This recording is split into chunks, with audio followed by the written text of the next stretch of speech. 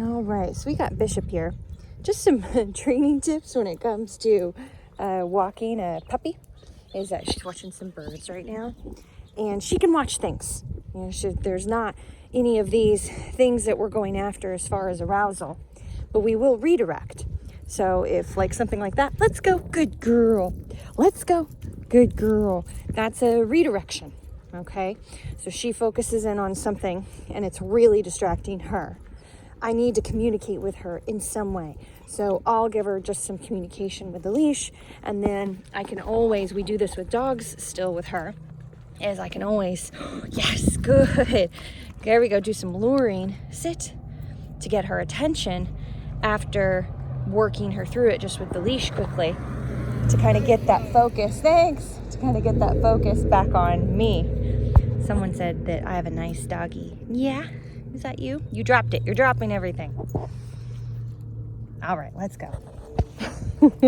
Anyway, anytime you're encountering these situations, like if I had a dog up there, I would immediately be like, let's go. And we'd go out here. I'd be reaching for a treat. Yeah. And I'd be like, let's go, good girl. And I'd be very, very active and keeping her attention on me as much as possible. And then we'd bubble back in and hop back on the sidewalk. And so sometimes when you first work your puppy, you can only work your block or your driveway, or if it's a puppy under 5 months old, heel, good girl. If it's a puppy under 5 months old, your backyard. I mean, that's what you're really working up to being able to even go out. And so when you work your block, it's just a lot of turns. Good girl. Sit. And you work up to 10 steps. So we just got a neighbor dog growl at us. And so let's just see what she does. Usually I'd already distract her by now, but I want to try to get a little bit on camera.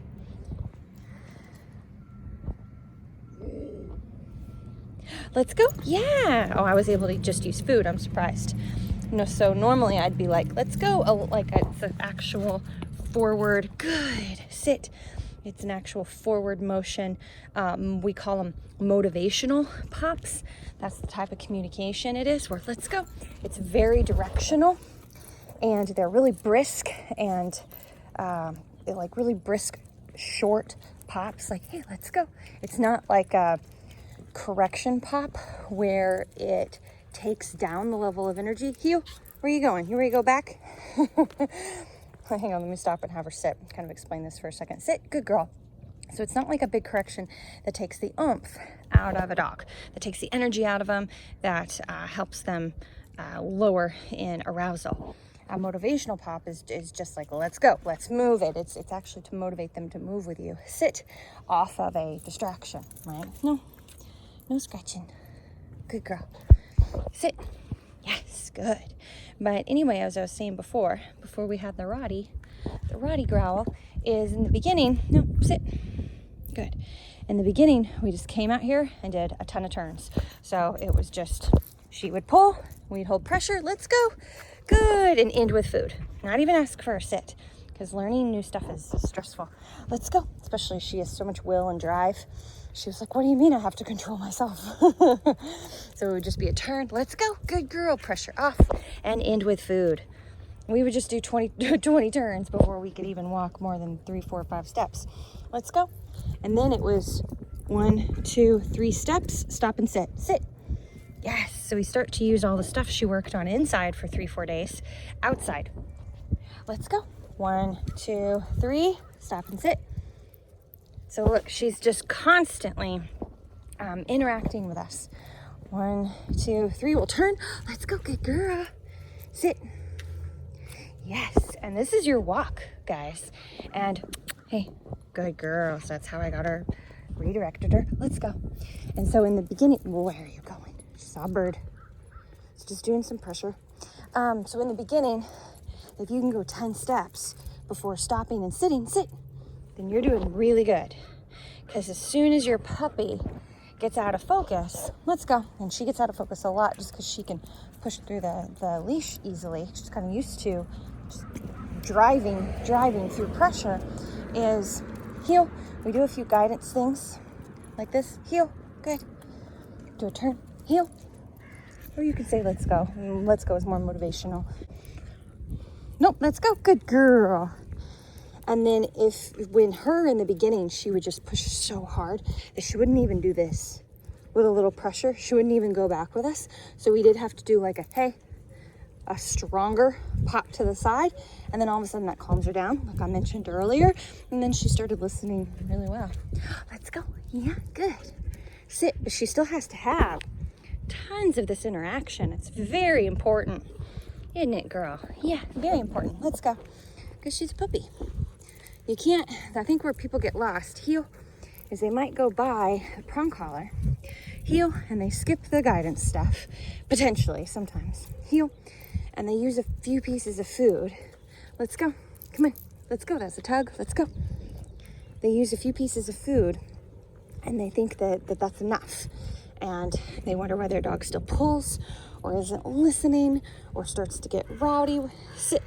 And I think what often gets missed is basically dogs 6 months and under, or an older dog an older puppy that hasn't had any formal training, heel, is that you don't get to go for walks. You get to go out in front of your house for 15, maybe 20 minutes and work. She can easily work up to 30 because she's 6 months old. Sit. So she goes for about 20 to 30. Look at this. So she's not listening to guidance. I'm just going to hold pressure. Sit. See, look, I just get her attention with making a noise. Most of the time, that's what we're doing. Yeah, she's a baby. Let's go. Good girl. So this, heel. Good. So that was a little bit too much enthusiasm in the other direction. So I'll definitely throw some of those in, but then back to heel, back to guidance, and back to stopping a lot. But anyway, guys, I just think that's such a huge misunderstanding when it comes to puppies. If you live in an area, heel, that has a lot going on, you're trying to train your puppy that's not a sterile environment like a garage or yard or house, and you venture out, it's not a walk. Heel. Good girl. And it's not perfect either. I mean, she can go ahead a little bit, but only a little. Oh, she's excited. Let's go. Good girl. Let's work. And so basically, come on, let's go. Good girl.